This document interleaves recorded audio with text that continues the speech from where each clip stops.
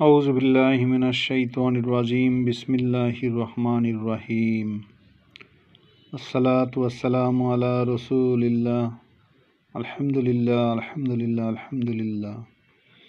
প্রিয় YouTube viewers, আপনাদের সামনে আজকে একটি নতুন তদবির নিয়ে আসলাম। এই তদবিরটি কোনো ইউটিউব চ্যানেলে খুঁজে পাবেন না।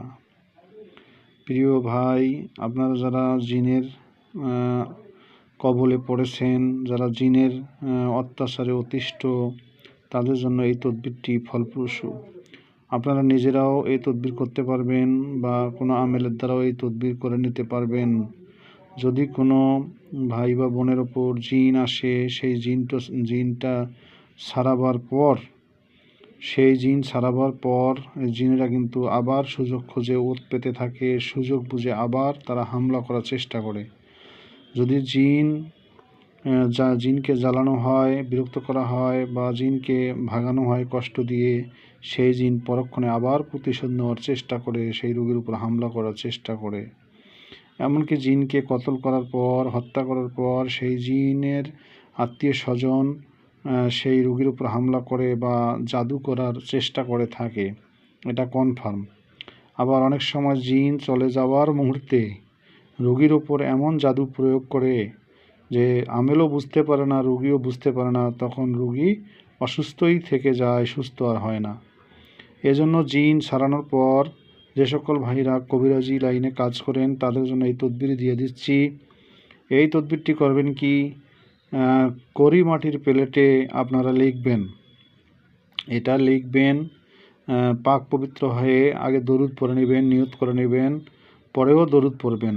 লেখার পর লিখে এটা জাফরান দিয়ে লিখবেন চীনামাটির প্লেট বা করি মাটির প্লেটে লিখে সেটা ধুয়ে সেই রুগীকে খেতে দিতে হবে। জিন ছাড়ানোর পরপর সেই পানি রুগীর শরীরে ছিটা দিতে হবে এবং খাইয়ে দিতে হবে।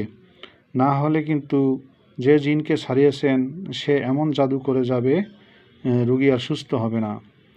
এই জন্য এই তদবিরের পানি খাওয়ার পর যখন তার ব্লাড সার্কুলেশন শুরু হয়ে যাবে, তখন জিনের জাদু আর কাজ করবে না, জিন আর প্রবেশ করতে পারবে না, হামলা করতে পারবে না। এই তদবিরটি তো দিবেন, এটা লিখে দিবেন রুগীকে, পরবর্তীতে বোতলে পানি করে সংরক্ষণ করবে 40 দিন বা 3 মাস সে খাবে। অনেকে 7 দিনের মধ্যেই ভালো হয়ে যায়। এবং অন্য আরেক পানির মধ্যে সূরা ফাতিহা 7 বার, আয়াতুল কুরসি 7 বার, সূরা ইখলাস 7 বার, সূরা কাউসার 7 বার, সূরা ফালাক 7 বার, সূরা নাস 7 বার, সূরা সাফ্ফাতের 10টি আয়াত পাঠ করে দম করে সেই পানি দিয়ে দেবেন। পারতপক্ষে যদি জিন কঠিনতর হয় তাহলে সূরা জিনে 12 বার পাঠ করে সেটা দিবেন। যদি হাত পা বাঁকা করে দেয়, দেখা গেলো অনেক সময় রোগীর হাত পা বাঁকা হয়ে যায়, জিন বাঁকা করে দেয়, ভেঙে দেয়, সেক্ষেত্রে সূরা জিন 12 বার তিলাওয়াত করে পানিতে দম করে দিতে হবে। সেই পানিগুলো রোগী খাবে 40 দিন থেকে 3 মাস। তাহলে ওই রোগী সম্পূর্ণভাবে সুস্থ হয়ে যাবে ইনশাল্লাহ, আল্লাহর হুকুমে। তো এখানে এই তদবিরগুলো দেওয়ার পর নকশা কিছু আছে জিন থেকে রক্ষার জন্য, কবচ, সেগুলো ব্যবহার করা যেতে পারে ওসিলা হিসেবে আল্লাহর উপর তাওয়াক্কুল করে। নকশা লেখা জায়েজ হবে, কারণ সেটা নাপাক বললেও সেই নকশার মধ্যে কোনো প্রভাব পড়বে না, কারণ সেটা কোরআন নয়। কথা বোঝা গেছে? আর কোরআনের আয়াত দিয়ে তাবিজ দিলে সেটা নাপাক হতে পারে, নাপাক জায়গায় পড়তে পারে, কোরআনের অবমাননা হতে পারে। তাই পণ্ডিতগণ নকশা পদ্ধতি চালু করেছেন, সেটা ওসিলা হিসেবে ব্যবহার করা যেতে পারে। তবে এই পানি খেতে দিলেই যথেষ্ট। আমি এই তদবির বহু জিনে ধরা রোগীকে দিয়েছি, তারা সুস্থ হয়েছে। এই তদবির লিখে একজন পাগল ভাইয়ের ওপর আমি প্রয়োগ করেছিলাম, তাকে লিখে দিয়েছিলাম। প্রতি সপ্তাহে 3 থেকে 4 সপ্তাহ আমি এটা লিখে দিয়েছি। সে খেয়েছে এবং সে আস্তে আস্তে পাগলামি থেকে, পাগল থেকে মুক্তি পেয়েছে।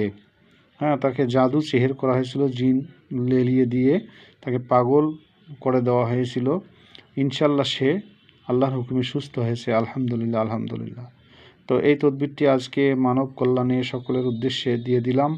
আপনারা এটা মানুষের জন্য দিবেন, কখনো হাদিয়া নেবেন না, কখনো কন্ট্রাক্ট করে টাকা পয়সা নেবেন না, তাহলে কাল কিয়ামতের দিন আপনাদেরকে কাঠগড়ায় দাঁড়াতে হবে। তো মানুষের সেবা করবেন, তো মানুষের কাছে বিনিময় নেবেন না। সেবা করে মানুষ যা দিবে তাই গ্রহণ করবেন, খুশি হয়ে যা দিবে তাই গ্রহণ করবেন, সেটা আবার উপকার পাওয়ার পর, তার আগে নয়। ধন্যবাদ। সকলে ভালো থাকবেন, সুস্থ থাকবেন। আমার চ্যানেলটি ভালো লাগলে সাবস্ক্রাইব করুন, সাথে থাকুন, পাশে থাকুন। আল্লাহ হাফেজ। আসসালামু আলাইকুম ওয়া রাহমাতুল্লাহি ওয়া বারাকাতুহু।